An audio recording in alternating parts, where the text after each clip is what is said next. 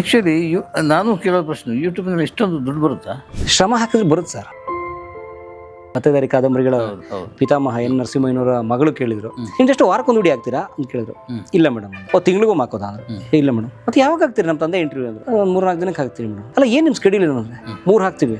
ತಿಂಗಳಿಗೆ 3? ಇಲ್ಲ ಮೇಡಮ್, ದಿನಕ್ಕೆ 3. ದಿನಕ್ಕೆ 3? ದಿನಕ್ಕೆ 3. ಹೆಂಗೆ ಅಂದ್ರು. ನೀವು ನಮ್ಮ ಚಾನಲ್ ದಯವಿಟ್ಟು ನೋಡಿ. 3 ಬೇರೆ ಬೇರೆ ಕ್ಷೇತ್ರಗಳ ಬೇರೆ ಬೇರೆ ವಿಭಾಗಗಳ ಗಣ್ಯರು, ಎಕ್ಸ್ಪರ್ಟ್ಸ್ ಮಾತಾಡ್ತಾರೆ. ಅಂದ್ರೆ ನಮ್ದೇನಾಗಿದೆ, ನನ್ನ ಪತ್ನಿ ನಂದೇ ಕ್ಷೇತ್ರದವಳು. ಬಹುಶಃ ಪ್ರೀತಿಗಿಂತಲೂ ಹೆಚ್ಚದು ನಾವಿಬ್ರು ಸಮಾನ ಆಸಕ್ತರು. ಆಕೆಗೆ ಥಿಯೇಟರ್ ತುಂಬಾ ಆಸಕ್ತಿ. ಕೋವಿಡ್ ಸಂದರ್ಭದಲ್ಲಿ ಒಂದು ವರ್ಷ ನಾಟಕ ಮಾಡಿಲ್ಲ. ಆಮೇಲೆ ಸಮಷ್ಟಿ ತಂಡ ಈಗ 1 ವರ್ಷದಿಂದ ಸ್ವಲ್ಪ ಸೈಲೆಂಟ್ ಆಗ್ಬಿಟ್ರು. ಅವರು ನಾಟಕಗಳು ಮಾಡಲಿಲ್ಲ.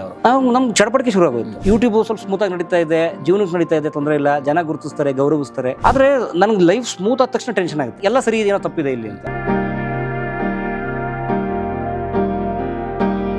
ಈಗ ನೀವು ಮೈಸೂರು ರೋಡಿನ ದಶಪಥ ಹತ್ಬಿಟ್ರೆ ನಿಮಗೆ ಗೊತ್ತು ಏನೇನಾಗುತ್ತೆ ಇಲ್ಲಿ ಅಂತ. ಒಂದು ಟೋಲ್ ಸಿಗುತ್ತೆ, ನಿಮ್ಗೆ ಒಂದಷ್ಟು ಕರ್ಕೊಂಡು ಹೋಗುತ್ತೆ ಅಂತ. ನೀವು ಯಾವ್ದೋ ಕಾಡ್ ರಸ್ತೆ ಹಿಡಿದಾಗ ಅಲ್ಲಿ 100 ಸಮಸ್ಯೆ ಬರುತ್ತೆ. Because the road is not travelled by so many people. ಅಲ್ಲಿ ನಿಮ್ಗೆ ಸಮಸ್ಯೆ ಬರುತ್ತೆ, ಹಳ್ಳ ಗುಂಡಿ ದಿಣ್ಣೆ ಏನೋ ಬರ್ತವೆ. ಹಾಗಾಗಿ ನಾವು ಆರಿಸ್ಕೊಂಡಿದ್ದು the road which was not many travelled.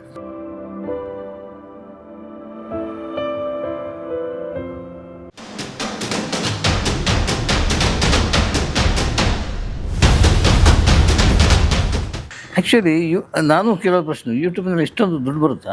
ಶ್ರಮ ಹಾಕಿದ್ರೆ ಬರುತ್ತೆ ಸರ್.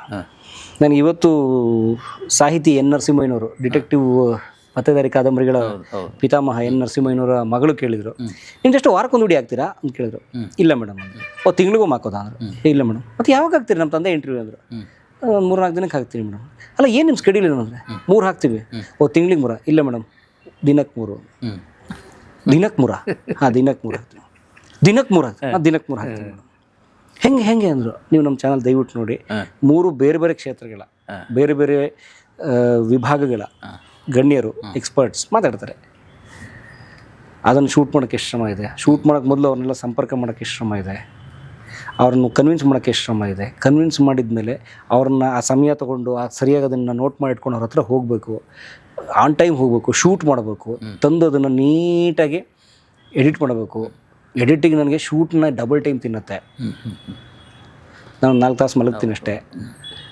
ಈ ಶ್ರಮ ಯಾರು ನೋಡಿದ್ದಾರೆ? ಇದು ಈ ಶ್ರಮಕ್ಕೆ ಒಳಗಾಗಕ್ಕಾದ್ರೆ ನೀವು ಹೇಳಲ್ಲ ಯೂಟ್ಯೂಬಲ್ಲಿ ದುಡ್ಡು ಬರುತ್ತೆ. ಯೂಟ್ಯೂಬಲ್ಲ ಎಲ್ಲ ಕ್ಷೇತ್ರದಲ್ಲೂ ಬರುತ್ತೆ.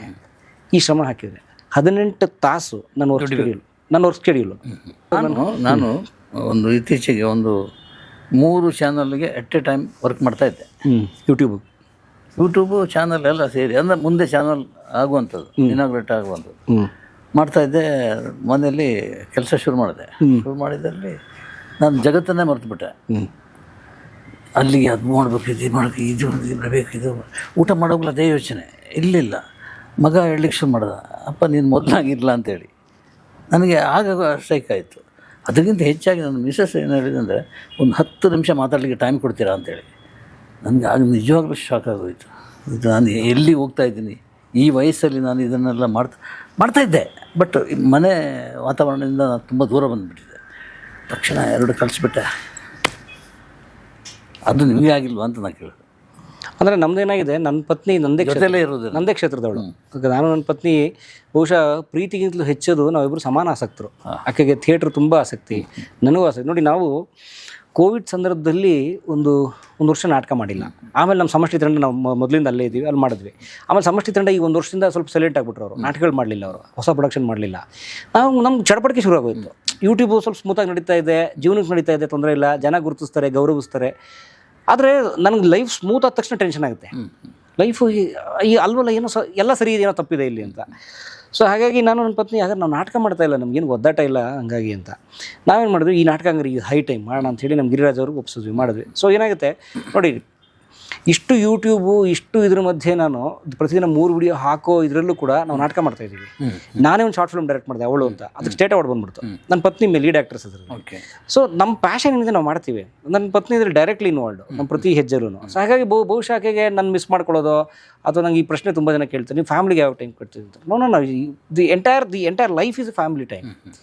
ಸೊ ಹಾಗಾಗಿ ಇದು ವರ್ಕ್ ಆಗ್ತದೆ. ಏನಾಗುತ್ತೆ, ಬೇರೆ ಕ್ಷೇತ್ರದವ್ರು ಮೊನ್ನೆ ನಾವೊಂದು ಗಣ್ಯರ ಮನೇಲಿ ಗಮನಿಸಿದ್ವಿ ನಾವು, ಅದನ್ನ ಅವ್ರ ಹೆಸರುಗಳೆಲ್ಲ, ಮೈಸೂರಿನಲ್ಲಿ ಹೋದಾಗ ಅವರಿಬ್ಬರು ಬೇರೆ ಬೇರೆ ಕ್ಷೇತ್ರದವರು. ಆಕೆ ಅಪ್ಪಟ ಗೃಹಿಣಿ. ಆತನ ಪತ್ನಿ ನಾವು ಹೋದ ತಕ್ಷಣ ಆಕೆ ಕಂಪ್ಲೇಂಟ್ ಮಾಡಕ್ಕೆ ಶುರು ಮಾಡ್ಬಿಟ್ಲು, ಹಾಗೆ ಇದು ಹೀಗೆ ಹೀಗೆ ಹಾಗೆ ಅಂತ. ಪಾಪ ಆತನ ಪಿಚ್ ಅನ್ಸ್ಬಿಡ್ತದೆ ನನಗೆ. ಅಯ್ಯೋ ಅದೇನು ಬಂದ ತಕ್ಷಣ ಹೇಳ್ತಿದ್ದಲ್ಲ ಆಕೆ ಏನೋ ಅನ್ನೋ ಥರಕ್ಕೆ. ನಾವು ಅಂದ್ಕೊಂಡು ಓಕೆ ಅಂದರೆ ಸಮಾನ ಕ್ಷೇತ್ರದವ್ರು ಇರೋದ್ರಲ್ಲಿ ಬೆನಿಫಿಟ್ಸ್ ಇದೆ, ಡಿಸ್ಅಡ್ವಾಂಟೇಜ್ ಇದೆ, ಇಲ್ಲ ಅಂತಿಲ್ಲ. ಆದರೆ ಅದರಲ್ಲೂ ಕೂಡ ಒಂದಷ್ಟು ಒಳ್ಳೆ ವಿಷಯಗಳಿದ್ದಾವೆ. ಏನಾಗುತ್ತೆ, ನಮ್ಮ ಒದ್ದಾಟ ಗೊತ್ತಾಗುತ್ತೆ, ಒತ್ತಡ ಗೊತ್ತಾಗುತ್ತೆ. ಈಗ ನೋಡಿ, ನಾನು ಇಲ್ಲಿ ಕುತ್ಕೊಂಡು ಸಂದರ್ಶನ ಕೊಟ್ಟು ನಿಮ್ಮ ಮುಂದೆ ನಾನೇನೋ ಬಿಲ್ಡಪ್ ತೊಗೋತಾರೋ ಅಷ್ಟೇ ಟೈಮಲ್ಲಿ ನಾನು ಹೇಳ್ತೀನಿ, ನನ್ನ ಮಕ್ಳು ಕರ್ಕೊಂಡು ಕ್ಲಾಸಿಗೆ ಹೋಗಿದ್ದಾಳೆ. ನನ್ನ ಮಗಳದೊಂದು ಭರತನಾಟ್ಯಂ ಕ್ಲಾಸು, ನನ್ನ ಮಗಂದು ಕೀಬೋರ್ಡ್ ಕ್ಲಾಸು, ಅಲ್ಲಿಗೆ ಹೋಗಿ ಕರೆದೆ ಬಾಯ್ಲಿ ಅಂತ, ನೀನು ಮಾತಾಡೋ, ನೀನು ಕೂತ್ಕೊಂಡು ಬೇಡಾಕೋ, ನಾನು ಅಲ್ಲಿ ನಮ್ಮ ಮಕ್ಳು ಕ್ಲಾಸ್ಗೆ ಹೋಗ್ತೀನಿ ಅಂತ ಹೋದ್ಲು. ಹಂಗಂತ ಆಕೆಗೆ ನಮಗೆ ಸಿಟ್ಟಿದ ಅಸಹನೆ ಅಂತಲ್ಲ, ಶಿ ನೋಸ್ ಅವನೇನು ಮಾಡ್ತಿರ್ತಾನೆ ಗೊತ್ತಿದೆ ಆಕೆ. ಸೊ ಆ ಥರದ ಒಂದು ಸಾಮ್ಯತೆ ತಾಳಮೇಳ ಇದ್ದಾಗ ಕರೆಕ್ಟಾಗಿ ಶ್ರುತಿಲಿ ಹೋಗ್ತಿರುತ್ತೆ, ಇಲ್ಲಾಂದ್ರೆ ಅಪಶ್ರುತಿ ಶುರು ಆಗುತ್ತೆ ಜೀವನ. ಹಾಗಾಗಿ ನಾನು ನನ್ನೊಂದು ತುಂಬ ಸೊಫಿಸ್ಟಿಕೇಟೆಡ್ ಎಡಿಟಿಂಗ್ ಸ್ಟುಡಿಯೋ ಮಾಡಿದೆ ನಮ್ಮದೇ ಮನೆಯ ಫಸ್ಟ್ ಫ್ಲೋರಲ್ಲಿ. ನಾನು ನನ್ನ ಹೆಂಡತಿ ಮಿಸ್ ಮಾಡ್ಕೊಂಡು ಶುರು ಮಾಡಿ ಒಂದು ಹಳೆಯ ಟೇಬಲ್ ನನ್ನ ಅಲ್ಲಿ ಹಾಕೊಂಡು ನನ್ನ ಹೆಂಡತಿ ಅಡುಗೆ ಮನೆ ಪಕ್ಕ ಹಾಕೊಂಡು ಕೂತ್ಕೊಂಡೆ. ಬನ್ನಿ ತೋರಿಸ್ತೀನಿ, ನಮ್ಮ ಮನೆ ಇಲ್ಲೇ ಇದೀನಿ ಬನ್ನಿ. ನಾನು ಹೆಂಡತಿ ಅಡುಗೆ ಮನೆ ಪಕ್ಕನೆ, ಅವಳು ಏನೋ ಹೇಳ್ತಿರ್ತಾಳೆ, ನಾನು ಏನೋ ಮಾಡ್ತಾ ಇರ್ತಾನೆ, ಅಲ್ಲೇನೋ ಮಾತಾಡ್ತಿರ್ತೀವಿ, ಆ ಸ್ಕ್ರಿಪ್ಟ್ ಹಂಗೆ ಮಾಡೋಣ, ಇದು ಹಿಂಗೆ ಮಾಡೋಣ ಮಾತಾಡ್ತಿರ್ತೀವಿ, ಇಲ್ಲಿಂದ ಮಾಡ್ತಾ ಇರ್ತೀವಿ, ಅಡುಗೆ ನಡೀತಾ ಇರ್ತದೆ. ನಂಗೆ ಕಾಫಿ ಬೇಕಾದ್ರೆ ಪಾಪ ತಂದು ಕೊಡ್ತಾಳೆ, ಇಲ್ಲ ನಾನೇ ಎದ್ದು ಕಾಫಿ ಮಾಡ್ತೀನಿ ಒಳಗೆ. ಮಕ್ಕಳು ಬರ್ತಾರೆ, ಅಲ್ಲೇ ಮಾತಾಡಿಸ್ತಾರೆ, ನಿಮ್ಮಂತ ಯಾರೋ ಸ್ನೇಹಿತರು ಬರ್ತಾರೆ, ಮಾತಾಡ್ತೀವಿ. ಆ ವಿಭಾಗ ಮಾಡಿಲ್ಲ ನನ್ನ ಬದುಕು ನೋಡೋರು ಗೊತ್ತಾಗುತ್ತೆ. ನಾನು ವಿಭಾಗ ಮಾಡಿಲ್ಲ. ಈಗ ನಮ್ಮ ಕ್ಯಾಮ್ರಾಮನ್ನು ವಿಭಾಗ ಮಾಡಿ ಮುಚ್ಚು ಮರ ಇಲ್ಲ ನನ್ನಲ್ಲಿ. ಇದು ನಂದೇನೋ secret, I don't care. So life is going on ಅಷ್ಟೇ.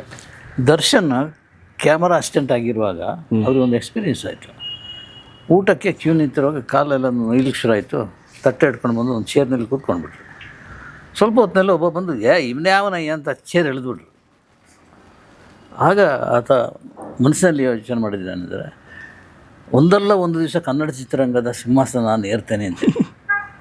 ಒಂದು ಅವಮಾನ ಒಬ್ಬ ಮನುಷ್ಯನ ಯಾವ ಎತ್ತರಕ್ಕೆ ಏರಿಸಿದಂತ ದರ್ಶನ ಸಾಕ್ಷಿ. ಈಗ ಏನಾಗಿದೆ ಅದೆಲ್ಲ ಪ್ರಶ್ನೆ ಅಲ್ಲ, ಅದು ನಡೆದಿರೋದು. ಸೊ ಅಂಥ ದೊಡ್ಡ ಅವಮಾನ ನಿಮ್ಗೆ ಯಾವುದು ಪ್ರೇರಣೆ ಆಯಿತು? ಅದೆಲ್ಲ ನನಗೆ ಹೇಳೋಕ್ಕೆ ಇಷ್ಟ ಇಲ್ಲ. ಇಲ್ಲ ಇನ್ನೊಬ್ಬರಿಗೆ ಅದು ಇದಾಗಿತ್ತು. ಅಂದರೆ ಏನಾಗುತ್ತೆ, ನೀವು A road less travelled, A road less taken, ಯಾರು ಕ್ರಮಿಸದ ಪಥ ಅಥವಾ ಅನೇಕರು ಕ್ರಮಿಸದ ಪಥವನ್ನು ತಗೊಂಡಾಗ ಆ ಪಥ ನಿಮಗೆ ಸಪಾಟಿರೋಲ್ಲ, ಸರಾಗಿ ಹೋಗಿರೋಲ್ಲ. It will not be smooth and safe. ಈಗ ನೀವು ಮೈಸೂರು ರೋಡಿಂದ ದಶಪಥ ಹತ್ಬಿಟ್ರೆ ನಿಮಗೆ ಗೊತ್ತು ಏನೇನಾಗುತ್ತೆ ಇಲ್ಲಿ ಅಂತ. ಒಂದು ಟೋಲ್ ಸಿಗುತ್ತೆ, ನಿಮ್ಗೆ ಒಂದಷ್ಟು ಕರ್ಕೊಂಡು ಹೋಗುತ್ತೆ ಅಂತ. ನೀವು ಯಾವುದೋ ಕಾಡು ರಸ್ತೆ ಹಿಡಿದಾಗ ಅಲ್ಲಿ 100 ಸಮಸ್ಯೆ ಬರುತ್ತೆ. Because the road is not travelled by so many people. ಅಲ್ಲಿ ನಿಮ್ಗೆ ಸಮಸ್ಯೆ ಬರುತ್ತೆ, ಹಳ್ಳ ಗುಂಡಿ ದಿಣ್ಣೆ ಏನೋ ಬರ್ತವೆ. ಹಾಗಾಗಿ ನಾವು ಆರಿಸ್ಕೊಂಡಿದ್ದು the road which was not many travelled. ಆಮೇಲೆ ನಮ್ಮ ಆಸಕ್ತಿ ಕ್ಷೇತ್ರ. ಈಗ ನಾನು M.Com ಮಾಡಿ ಒಂದು ದೊಡ್ಡ ಕಂಪ್ನಿಲಿ ವರ್ಕ್ ಮಾಡ್ತಿದ್ದೆ, Thomson Reuters, world's number 1 company in that segment. Thomson Reuter ನಿಮ್ದು M.Com ಮುಗಿದ ತಕ್ಷಣ ನನಗೆ ಕ್ಯಾಂಪಸ್ ಇಂಟರ್ವ್ಯೂ ಅಂತ ನಮಗೇನು ಮಾಡಲಿಲ್ಲ. ಅದು ಮುಗಿದ ತಕ್ಷಣ ಇಮಿಡಿಯೇಟ್ ಜಾಬ್ ಸಿಕ್ತು.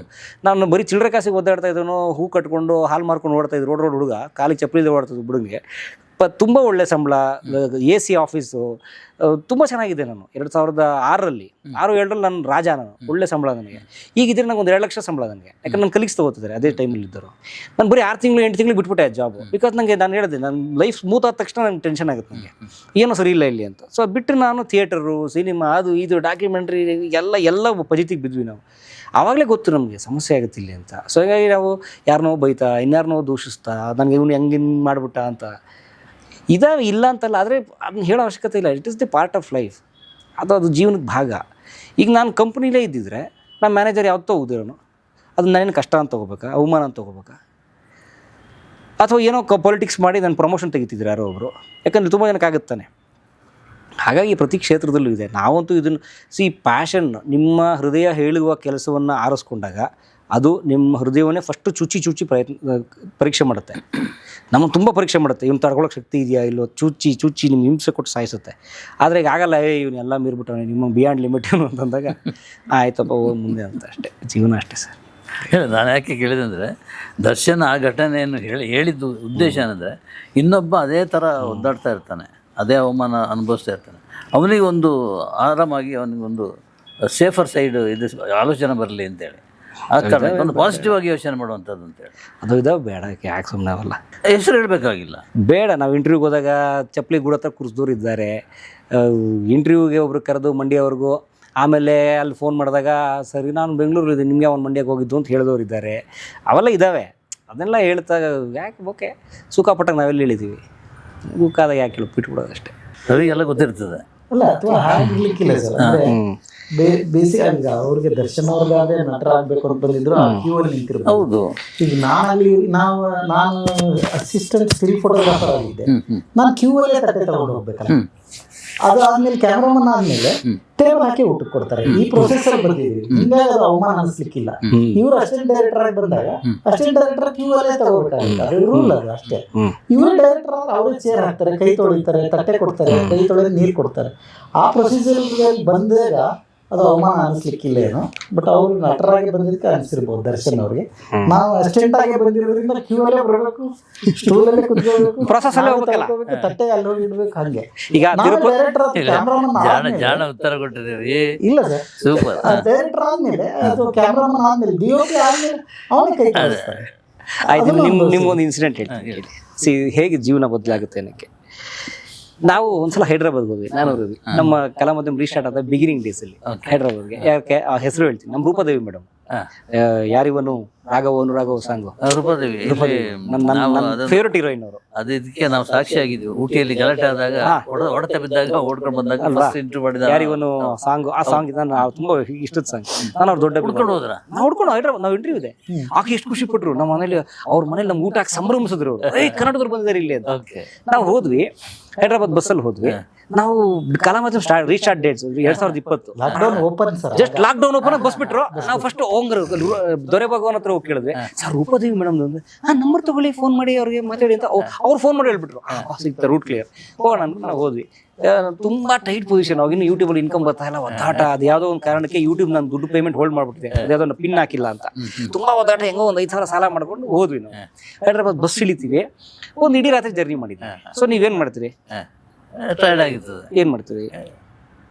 ರೆಸ್ಟ್ ಬೇಕಾಗಿತ್ತು. ಒಂದು ಯಾವ್ದೋ ಅಟ್ಲೀಸ್ಟ್ ರೆಸ್ಟ್ ಬಿಡಿ, ಒಂದು ಹೋಟೆಲ್ ಅಟ್ಲೀಸ್ಟ್ ಸ್ನಾನ ಮಾಡಕ್ಕೆ ಒಂದು ಜಾಗ. ಒಂದು 200-300 ರೂಪಾಯಿ ದಾರ ಮಾಡ್ಬೇಕಾ? ಈ ಮೆಜೆಸ್ಟಿಕ್ ಇಳಿದ ತಕ್ಷಣ ಯಾವ್ದೋ ಸಂಜೆ ಲಾಡ್ಜ್ ಸ್ನಾನ ಮಾಡ್ತಾರಲ್ಲ, ಹಂಗಾರು ಮಾಡ್ಬೇಕಾ? ನಾವು ಹೋಗಿ ಇಳಿದ್ವಿ. ಪುಣ್ಯ ಬಸ್ನವನು ಎಂಥ ಪುಣ್ಯ ಕಿಲಾಡಿ ಅಂತಂದ್ರೆ, ಅವನು ಮೇಡಮ್ ಹೇಳಿದ್ರು, ಅಂದ್ರೆ ನಾವು ಮೇಡಮ್ ಈ ಪರಿಸ್ಥಿತಿಯಲ್ಲಿ ಹೇಳಿಲ್ಲ. ಅದಕ್ಕೆ ನೀವು ಬರ್ತಿರಲ್ಲ ಎಷ್ಟು 10 ಗಂಟೆಗೆ ಬಂದ್ಬಿಡಿ ನಿಮ್ಮ ಮನೆಗೆ, ತುಂಬಾ ಮುದ್ದಾಗಿ. ಸರಿ ಮೇಡಮ್, ರೆಡಿಯಾಗಿ ಫ್ರೆಶ್ ಆಗಿ ಬಂದ್ಬಿಡ್ತೀನಿ, ಫ್ರೆಶ್ ಆಗಿ ಬಂದ್ಬಿಡಿ ನೀಟಾಗಿ. Okay no problem. ಅವ್ನು ತಗೊಂಡು ಕರೆಕ್ಟಾಗಿ ಒಂದು ಪಬ್ಲಿಕ್ ಟಾಯ್ಲೆಟ್ ಮುಂದೆ ನಿಲ್ಲಿಸ್ತಾ ಬಸ್. ಪಬ್ಲಿಕ್ ಟಾಯ್ಲೆಟ್ ಮುಂದೆ ನಾವು ಇಳಿದ್ವಿ. ಜೇಬಲ್ಲಿ ತುಂಬಾ ಟೈಟ್ ಪರಿಸ್ಥಿತಿ ಇದೆ. ಇವ್ರಿಗೆ ಗೊತ್ತು ನಮ್ದು A to Z ಎಲ್ಲ. ನಾವು ಅದ್ರ ಮುಚ್ಚು ಮರೇನೂ ಇಲ್ಲ. ಹೇಳ್ಬಿಟ್ರಿ, ಏನು ಮಾಡಿದ್ರು, ಕಾಸಿಲ್ಲ ತಿರ್ಗಿರುತ್ತೆ, ನಿಮ್ಗೇನು ಪ್ರಾಬ್ಲಮ್ ಇಲ್ಲ ಅಂತ. ನಂಗೇನು ಪ್ರಾಬ್ಲಮ್ ಅಂತ ಕ್ಯಾಮ್ರಾ ಬ್ಯಾಗ್ ನಾನು ಕೇಳ್ಕೊಟ್ಟು ನಾನು ಹಿಡ್ಕೊಂಡು 10 ನಿಮಿಷ ಕೂತಿದ್ದೆ. ಇವ್ರು ಮಿಕ್ಕಿದೆಲ್ಲ ಮುಗಿಸ್ಕೊಂಡು ಬಂದರು ಪಬ್ಲಿಕ್ ಟಾಯ್ಲೆಟ್. ನೆಕ್ಸ್ಟ್ ನಾನು ಸರ್ದಿ, ನಾನು ರೆಡಿಯಾಗಿ ಬಂದು ಮೇಡಮ್ ಮನೆಗೆ ಹೋದ್ವಿ 10 ಗಂಟೆಗೆ. ಎಲ್ಲಿ ರೆಡಿ ಆದ್ವಿ ಅಂತ ಪಬ್ಲಿಕ್ ಟಾಯ್ಲೆಟ್ ಮುಂದೆ ಒಂದು ಹೋಟ್ಲ್ ಹೆಸರು ನೋಡ್ಕೊಂಡಿದ್ದೆ. ಮೇಡಮ್ ಒಳ್ಳೆ ಹೋಟೆಲ್ ಅದು. ಸರಿ ಮೇಡಮ್, ಸರಿ ಮೇಡಮ್. ರೋಡಲ್ಲಿ ಸರ್, ಫುಟ್ಪಾತ್ ಅಲ್ಲಿ ರಾತ್ರಿ ಡ್ರೆಸ್ ಹಾಕೊಂಡಿದ್ವಲ್ಲ, ಈ ಕಲಾ ಮಾಧ್ಯಮ ಟೀ ಶರ್ಟ್ ಇತ್ತು ನಮ್ಮ ಹತ್ರ. ಅದನ್ನ ಕಲಾ ಮಾಧ್ಯಮ ಟೀ ಶರ್ಟ್ ಅಲ್ಲೇ ಫುಟ್ಪಾತ್ ಮೇಲೆ ಹಾಕೊಂಡು, ಅಲ್ಲೇ ಮುಖ ತೊಳ್ಕೊಂಡು ಬ್ರಷ್ ಮಾಡ್ಕೊಂಡು, ಹಂಗೆ ಬಂದು ಅಲ್ಲೇ ಆ ಟೀ ಶರ್ಟ್ ಹಾಕೊಂಡು ಕಲಾ ಮಾಧ್ಯಮದ್ದು ಅಲ್ಲೇ ರೋಡಲ್ಲಿ ಇಡ್ಲಿ ಮಾಡ್ತಿದ್ದೆ, ಅಲ್ಲೇ ತಿನ್ಕೊಂಡು ಒಂದು ಆಟ ಮಾಡ್ಕೊಂಡು ಅವ್ರ ಮನೆಗೆ ಹೋದ್ವಿ. ಅವ್ರು ಕೇಳಿದ್ರು, ಇಲ್ಲಿ ಮಾಡಿದ್ರಿ? ಅದೇ ಆ ಲಾಡ್ಜಲ್ಲಿ ಇದ್ವಿ. ಒಳ್ಳೆ ಹೋಟೆಲ್ ಅದು. ಸರಿ ಮೇಡಮ್, ಈಗ ಕೇಳಿ, ಈಗ ನನ್ನನ್ನು ಕೆಲವರು ಪ್ರಮೋಷನ್ಸ್ ಕರೀತಾರೆ. ಸರ್ ಯಾವುದು 5 ಸ್ಟಾರ್ ಮಾಡ್ಬೇಕಾ 3 ಸ್ಟಾರ್ ಮಾಡ್ಬೇಕಾ? 3 ಸ್ಟಾರ್ ನಮ್ಮೂರಲ್ಲಿ 5 ಸ್ಟಾರ್ ಇಲ್ಲ, 3 ಸ್ಟಾರ್ ನಡೀತದಲ್ಲ. ನನ್ನ ಕೇಳ್ತಾರೆ, ನಾನೇನು ಬೇಕು, ಬೈಬೇಕಾ ಈಗ ಮನೆಯವ್ರಿಗೆ, ಅಥವಾ ನನ್ನ ಅಹಂಕಾರ ಪಡ್ಬೇಕಾ? ನಂಗೆ ಈಗಲೂ ತುಂಬಾ ಇಷ್ಟ ಆಗದೆ ರೂಪಾದೇವಿಯವ್ರ ಮನೆಗೆ ಹೋಗಿದ್ದೆ. ಯಾಕಂದ್ರೆ ಆ ಥ್ರಿಲ್ಲಿಂಗ್ ಡೇಸ್ ಬರಲ್ಲ ನೋಡಿ. ಅದೇ ಹೇಳಿದ್, ನಾವು ಆಫ್ ಬೀಟ್ ಹೋದಾಗ ಅದನ್ನ ಎಂಜಾಯ್ ಮಾಡ್ಕೊಂಡಿರ್ಬೇಕು. ನಾವು ಆಫ್ ಬೀಟ್ ಬಂದ್ಬಿಟ್ಟು ತಿರ್ಗಾ ನಾನು ಆಸುಕ ಎಕ್ಸ್ಪೆಕ್ಟ್ ಮಾಡ್ಬೇಕು. ಬಂದಿರೋದೇ ಆಫ್ ಬೀಟ್ ರೀ, ನೋಡೋಣ ಏನಾಗುತ್ತೆ.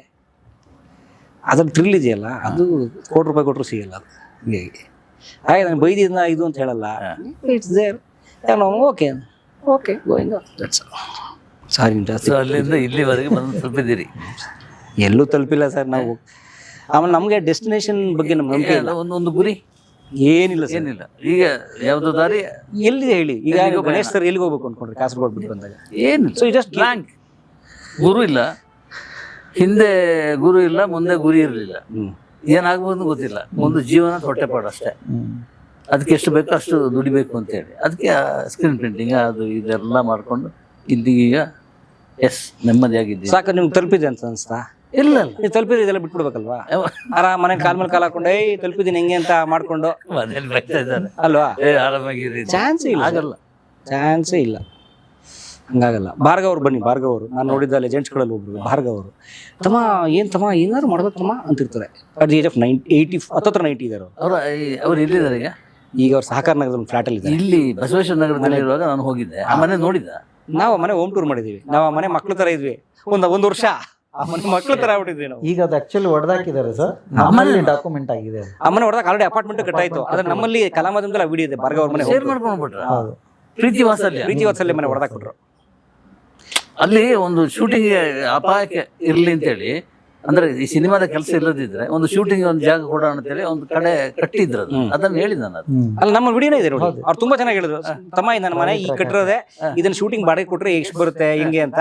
ಅಲ್ಲಿ ನೀಟಾಗಿ ಟ್ರಾಲಿ ಟ್ರ್ಯಾಕ್ ಹಾಕೊಂಡು ತಳ್ಳಿದ್ರೆ ಎಷ್ಟು ದೂರ ಹೋಗುತ್ತೆ, ನಾವು ಕ್ರೇನ್ ಹಾಕ್ರಿ ಎಲ್ಲಿ ಹೋಗುತ್ತೆ ಅಂತ ಕಟ್ಟಿರೋದು. ತುಂಬಾ ಒಳ್ಳೆ ಮನೆ ಹೊಡೆದಾಕಿದ್ರು. ನಾನು ರವಿ ಸರ್ ಹೋದಾಗ ಪ್ರೀತಿ ವಾತ್ಸಲ್ಯ ಬೋರ್ಡ್ ಅನಾಥವಾಗಿ ಬಿದ್ದಿತ್ತು. ಭಾರ್ಗವ ಅವ್ರ ಫೋಟೋ ತೆಗೆದು ಕಳಿಸಿ ಅದನ್ನು ಅದು ಬಂತ ನೋಡಿ. ಕಲಾಮಾಧ್ಯಮದಲ್ಲಿ ಡೈರೆಕ್ಟರ್ ಭಾರ್ಗವ ಹೋಮ್ ಅಂತ ಹೊಡಿರಿ.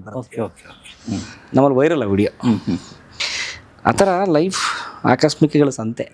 ಈಗ ನಾನು ಅನ್ಕೊಳ್ಳೋದು ಓಕೆ ಒಳ್ಳೇದು, ಅದಕ್ಕೆ ನೋಡಿ, ಅದಕ್ಕೆ ದೊಡ್ಡವ್ರು ಯಾವತ್ತೂ ತಪ್ಪಿಲ್ಲ. ಅವ್ರದ್ದು ಆಗೋದೆಲ್ಲ ಒಳ್ಳೇದಕ್ಕೆ ಅಂತಾರಲ್ಲ, ಬಹುಶಃ ಅದು ಸತ್ಯ. ನಾವು ಆ ಕ್ಷಣಕ್ಕೆ ನಮ್ಮ ಅನುಭವಗಳು ಕೊರತೆನೋ, ನಮ್ಮ ಅಜ್ಞಾನವೋ, ದಡ್ಡತನವೋ, ನಮ್ಮ ಮುಂಗೋಪನೋ ಏನೋ ಕಾರಣಕ್ಕೆ ನಂಗೆ ಲೈಫ್ ಹಿಂಗಾಯಿತು ಹಂಗಾಯಿತು ಅಂತೆಲ್ಲ ಕಂಪ್ಲೇಂಟ್ ಮಾಡ್ತೀವಿ. ಆದರೆ ನೋಡಿ, ನಾನು ನಟ ಆಗಿದ್ರೆ ಆಯಿತು, ನಾನು ನಟ ಆದೆ, ದುಡ್ಡು ಬಂತು, ಆ್ಯಕ್ಟ್ ಮಾಡಿದೆ, 4 ಜನಕ್ಕೆ ಫೇಮಸ್ ಆದೆ, ಮನೇಲಿ ಕುಂತೆ. ಈಗ ನಾನು ಅನೇಕ ಬೇರೆ ಬೇರೆ ಕ್ಷೇತ್ರದವ್ರು ಮಾತಾಡ್ಸೋ ಅವಕಾಶ ಇದೆ. ಆ ಮೂಲಕ ನಮ್ಮ ಜ್ಞಾನ ಬೆಳೀತಿದೆ. ಈಗ ಯಾರೋ ಒಬ್ಬ ವೈಲ್ಡ್ ಲೈಫ್ ಎಕ್ಸ್ಪರ್ಟ್ ಹತ್ರ ಮಾತಾಡಿದಾಗ ಕುತ್ಕೊಂಡು ನಾನು ಒಂದು ವರ್ಷ 25 ಗ್ರಂಥಗಳನ್ನು ಓದೋಷ್ಟು ನಾಲೆಡ್ಜ್ನ ಅವ್ರು ನಮಗೆ ಕೊಡ್ತಾರೆ ಇಂಟರ್ವ್ಯೂ ಮೂಲಕ. ಯಾರೋ ವಿಜ್ಞಾನಿ, ರಾಕೆಟ್ ಸೈಂಟಿಸ್ಟ್ ಸತ್ಯ ಅಂತ ಒಬ್ಬರಿದ್ದರು, ಅವರು ಅಬ್ದುಲ್ ಕಲಾಂ ಜೊತೆ ವರ್ಕ್ ಮಾಡಿದವರು. ಆ ಪುಸ್ತಕ ಓದೋಕೆ ನನಗೆ ಅಷ್ಟು ಯೋಗ್ಯತೆ ನನಗಂತೂ ಇಲ್ಲ. ಅವ್ರ ಜೊತೆ ಮಾತಾಡಿದಾಗ ಎಷ್ಟು ಸರಳವಾಗಿ ಕನ್ನಡದಲ್ಲಿ ನಂಗೆ ಅರ್ಥ ಆಯಿತು. ನಿಮ್ಮ ಸಿನಿಮಾ ಕ್ಷೇತ್ರಗಳು, ಬೇರೆ ಬೇರೆ ಕ್ಷೇತ್ರಗಳು, ಆ ಮೂಲಕ ನಮ್ಮ ಜ್ಞಾನ ಬೆಳೀತಿದೆ, ಬದುಕು ಹೇಗೋ ನಡೀತಾ ಇದೆ. ಇನ್ನೇನು ಬೇಕು? ಹಂಗಂತ ರಿಲ್ಯಾಕ್ಸ್ ಆಗೋದು ಅಲ್ಲ. ಬೇರೆ ಈಗ ನಮ್ಗೆ ಸಿಕ್ಕಿರುವ ಈ ಶಕ್ತಿಯನ್ನು, ಇದೊಂದು ಶಕ್ತಿ ಅಂತ ಇಟ್ಕೊಳ್ಳಿ. ನಮ್ಗೆ ಶಕ್ತಿ ಸಿಕ್ಕಿದಾಗ ಅದನ್ನು ಕೆಟ್ಟದಕ್ಕೆ ಬಳಸ್ಬೋದು, ಒಳ್ಳೇದಕ್ಕೆ ಬಳಸ್ಬೋದು. ಒಂದು ಬೆಳಕು ಅಥವಾ ಒಂದು ದೀಪದ ಜ್ವಾಲೆ ಸಿಕ್ಕಾಗ 100 ಮನೆ ಸುಟ್ಟು ಹಾಕ್ಬಿಡ್ಬೋದು, ಇಲ್ಲ ಅನೇಕ ಮನೆ ಬೆಳಕು ಹಚ್ಬೋದು. ಯಾವ ಆಯ್ಕೆ ನಮ್ಮ ಕೈಲಿದೆ. ಹಾಗಾಗಿ ಅದನ್ನು ಮಾಡಬೇಕು. ಆ ಶಕ್ತಿನ ಬಳಸ್ಕೊಂಡು ನಾವೀಗ ಸಿನಿಮಾ ಮಾಡೋಣ ಅಂತಿದೆ, ವೆಬ್ ಸೀರೀಸ್ ಮಾಡೋಣ ಅಂತಿದೆ, ನಾಟಕ ಮಾಡ್ತಿದ್ದೀವಿ ಆಲ್ರೆಡಿ. ಸೊ ಯೂಟ್ಯೂಬ್ ಅಂತೂ ನಿರಂತರವಾಗಿ ಮಾಡ್ತಿದ್ದೀವಿ. ಸೊ ಈ ವೆಬ್ ಸೀರೀಸ್ ಅದರಲ್ಲಿ ದೊಡ್ಡ ಸಕ್ಸಸ್ ಕಂಡ್ರೆ ಇದು ಬಿಡಲ್ಲ. ಅದಕ್ಕೆ ಪ್ಯಾರಲಲ್ಲಿ ಒಂದು ಟೀಮ್ ಮಾಡಬೇಕು ಅಂತಿದೆ. ಇದನ್ನು ಖಂಡಿತ ಬಿಡಲ್ಲ ನಾನು. ಯಾಕೆ ಗೊತ್ತಾ ಸರ್, ಕರ್ನಾಟಕದಲ್ಲಿ ನಾವು ಮಾಡ್ತಿರೋದು, ನಾನು ಇಂಟರ್ವ್ಯೂಸ್ ಅಂತಲೂ ನಾವು ತುಂಬ ಕಡೆ ಹೇಳಲ್ಲ. ನಾವು ಮಾಡ್ತಿರೋದು ಡಾಕ್ಯುಮೆಂಟೇಷನ್ ವರ್ಕು. ಈಗ ಏನಾಗುತ್ತೆ, ದಾಖಲೆಗಳು. ಈಗ ನಿಮ್ಮ ಸಂದರ್ಶನ ಇದೆ ಕಲಾಮಾಧ್ಯಮದಲ್ಲೂ, ಅದು ಇಂಟರ್ವ್ಯೂ ಅಲ್ಲ, ಅದು ನೀವು ಬದುಕಿ ಬಂದ ಕಾಲಘಟ್ಟದ ಒಂದು ದಾಖಲೆ. ಅದು ನೀವು ಕಂಡ ವ್ಯಕ್ತಿಗಳು, ನೀವು ಕಂಡಂತಹ ಘಟನೆಗಳು, ನೀವು ಕಂಡಂತಹ ಬೇರೆ ಬೇರೆ ವಿದ್ಯಮಾನಗಳ ದಾಖಲೆ. ಅದು ಭಾರ್ಗವ ಅವ್ರು ಇಂಟರ್ವ್ಯೂ ಕೊಟ್ಟರೆ ಆ ದಾಖಲೆ. ಒಬ್ಬರು ರಾಕೆಟ್ ಸೈಂಟಿಸ್ಟು, ನಾವು ಹೇಗೆ ಮೊದಲ ರಾಕೆಟ್ನ ಹಾರಿಸಿದ್ವಿ ಅನ್ನೋದು ಅದು ಆ ಕಾಲಮಾನದ ದಾಖಲೆ. ಆ ಥರದ್ದು ಕನ್ನಡಕ್ಕೊಂದು ದಾಖಲೆ ಕ್ರಿಯೇಟ್ ಮಾಡುವ ಕೆಲಸ ಕಲಾಮಾಧ್ಯಮ. ಸೊ ಅದನ್ನು ಹೇಗೆ ಬಿಡೋಕ್ಕಾಗತ್ತೆ? ಈಗ ಇಂಟರ್ವ್ಯೂ ಅಲ್ಲೆಲ್ಲೋ ಯಾರೋ ಬಂದ ನಟ, ಅವನೇನೋ ಜ್ಯೂಸ್ ಕುಡ್ದ, ಅವನೇನೋ ಊಟ ಮಾಡ್ದ, ಅದಲ್ಲ ನಮ್ಮದು. ಈಗ ನಾನು ಕೇಳದಿರುವ ಪ್ರಶ್ನೆ ಏನಾದರೂ ಉಳಿದಿದೆಯಾ? ನಾವೇ ನಿಮ್ಗೆ ಓವರ ಕುಯ್ದಾಕ್ಬಿಟ್ಟಿದ್ದೀವಿ, ಸಾರಿ. ರವಿ ಮತ್ತು ಪರಮೇಶ್ ಒಳ್ಳೆ ಜೋಡಿ. 10 ವರ್ಷ 12 ವರ್ಷದಿಂದ ಜೊತೆಲಿ. ಇಲ್ಲ 15 ವರ್ಷ ಆಯ್ತು. 15 ವರ್ಷ ಆಯ್ತಾ? ಅದು 2010 11 ಜನವರಿ ಸಿಕ್ಕಿರೋದು ಇವ್ರು ನನಗೆ. ಸೊ ತುಂಬ ಚೆನ್ನಾಗಿದ್ದೀರಿ ಅಂತ ಅನ್ನಿಸುತ್ತೆ. ಚೆನ್ನಾಗಿರಿ. Thank you sir. ಮತ್ತು ನಿಮಗೆ ಗೊತ್ತಿಲ್ಲದೆ ಆಗುವಂಥ ಸಹಾಯ ಇದೆಯಲ್ಲ, ಅದನ್ನು ನಿರಂತರವಾಗಿ ಮುಂದುವರ್ಸ್ಕೊಂಡು ಹೋಗಿ. ಯಾಕೆಂದರೆ ನಮ್ಮ ಕೈಯಿಂದ ಕೊಡಲಿಕ್ಕಾದ್ರೆ ನಮ್ಮ ಶಕ್ತಿ ಅದನ್ನು ಕೊಡಿಸ್ತದೆ ಯಾರೋ ಮೂಲಕ್ಕಾಗಿ. ಒಂದು ಆಟ ಆಗಲಿ, ಎಲ್ಲೋ ಒಂದು ಬದುಕನ್ನು ಚೇಂಜ್ ಮಾಡೋದಾಗಲಿ, ಅದೆಲ್ಲ ದೊಡ್ಡ ಸಾಧನೆಯೇ. ಅದರಲ್ಲೇ ಅನುಮಾನನೇ ಇಲ್ಲ. ಅಂಥ ಸಾಧನೆ ಮಾಡ್ತಾ ಹೋಗಿ ನಾನು ನಿಮ್ಮ ಜೊತೆ ಇರಬೇಕು ಅಂತಾದರೆ ಇರ್ತೀನಿ. ಯಾವುದೋ ಒಂದು ಸಂದರ್ಭದಲ್ಲಿ ಜೊತೆ ಸೇರ್ತೀನಿ. ಖಂಡಿತ ಸರ್. ನನಗೆ ಆಸಕ್ತಿ ಇದೆ, ಸುಮ್ಮನೆ ಕೂತ್ಕೊಳ್ಳಿಕ್ಕೆ ಆಗಲ್ಲ. ನಿಮ್ಮ ವಯಸ್ಸಿನಲ್ಲಿ ತುಂಬ ಅಂತರ ಇದೆ. ಹೌದು. ಬಟ್ ಆ ವಯಸ್ಸಿನವರೆಗೆ ಮಾಡ್ತಾ ಹೋಗಿ, ಚೆನ್ನಾಗಿರಿ. ಧನ್ಯವಾದ. Thank you very much. ಧನ್ಯವಾದ. ಗಣೇಶ್ ಸರ್ ನಮ್ಮ ಗುರುಗಳವರು, ಹಿರಿಯರು. ನಾವು PU ಡಿಗ್ರಿ ಓದ್ತಿದ್ದಾಗ ನಾವು ಇವ್ರನ್ನ ಸೆಲೆಬ್ರೇಟ್ ಮಾಡೋದವ್ರು. ಗಣೇಶ್ ಕಾಸರಗೋಡು ಬರಿತಾ ಇದ್ದಾರೆ, ಆಫ್ ದ ರೆಕಾರ್ಡ್ ಬರಿತಾ ಇದ್ದಾರೆ, ಶುಭಂ ಬರಿತಾ ಇದ್ದಾರೆ, ಚದುರಿದ ಚಿತ್ರಗಳು ಬರಿತಾ ಇದ್ದಾರೆ ಅಂತ ಓದಿ ಸೆಲೆಬ್ರೇಟ್ ಮಾಡ್ತಾ, ಆ ಪೇಪರ್ಗೋಸ್ಕರ ಜಗಳ ಆಡಿ ಅವ್ನಾರು ಓದ್ತಾ ಇದ್ದಾರೆ, ಲೈಬ್ರರಿಲಿ ಕೂತ್ಕೊಳ್ಳೋಣ, ಒಂಚೂರು ಕೊಡೋಣ ಅಂತ ಕೇಳ್ತಾ ಇದ್ದಂಥವ್ರು. ಅಂಥ ಗಣ್ಯರ ಜೊತೆಗೆ ನಾವು ಕೂತ್ಕೊಳ್ಳೋ ಸೌಭಾಗ್ಯ ನೀವು ಕೊಟ್ಟಿದ್ದೀರಲ್ಲ ನಮಗೆ, ಅದು ನೀವು ದೊಡ್ಡವರು. ನಿಮ್ಮ ಪಾದಕ್ಕೆ ನಮ್ಮ ನಮಸ್ಕಾರ. ನಮ್ಮ ಚಿರಋಣಿ. ಯಾಕೆ ಗೊತ್ತಾ, GSS ಒಂದು ಪದ್ಯ ಇದೆ, ಏನಿತು ಜನ್ಮದಲ್ಲಿ ಏನಿತು ಜೀವರಿಗೆ ಏನಿತು ನಾವು ಋಣಿಯೋ ತಿರುಗಿ ನೋಡಲು ಬಾಳೆಂಬುದಿದು ಋಣದ ರತ್ನಗಣಿಯೋ ಅಂತ. ಅಂದರೆ ಜಸ್ಟ್ ತಿರುಗಿ ನೋಡಯ್ಯ, ನೀನೊಬ್ಬನೇ ಏನೋ ದಬಾಕ್ಬಿಟ್ಟೆ ಅಂತೆಲ್ಲ, ತಿರುಗಿ ನೋಡು ನಿಮ್ಮಿಂದ ಎಷ್ಟು ಜನ ಸಪೋರ್ಟ್ ಮಾಡೋರು ನಿಮಗೆ ಅಂತ GSS ಪದ್ಯದ ಸಾಲದು ರಾಷ್ಟ್ರಕವಿ ಶಿವರುದ್ರಪ್ಪನವ್ರದ್ದು. ಹಾಗಾಗಿ ನಿಮ್ಮ ಎಲ್ಲರ ಋಣ ನಮ್ಮ ಮೇಲಿದೆ, ನಮ್ಮ ಕುಟುಂಬದ ಮೇಲೆ, ನಮ್ಮ ತಂಡದ ಮೇಲಿದೆ. ನಿಮ್ಮ ಆಶೀರ್ವಾದ ಇರಲಿ. Next thank you. Beyond limits YouTube channel subscribe ಮಾಡಿ. ಎಲ್ರಿಗೂ ಒಳ್ಳೆಯದಾಗಲಿ. ನಮಸ್ಕಾರ. Thank you.